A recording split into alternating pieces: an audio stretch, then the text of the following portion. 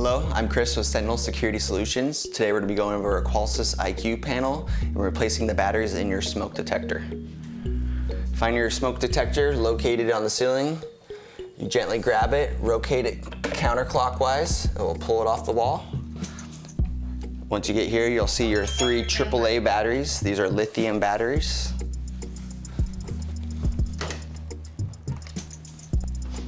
You'll have to get a little screwdriver or a little knife to basically pop these guys out.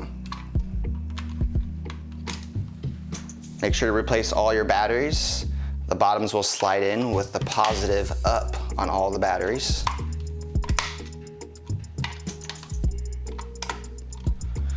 Make sure that you line this line up with the guy on the top there. Turn it clockwise to snap it back into place. And your batteries have been replaced.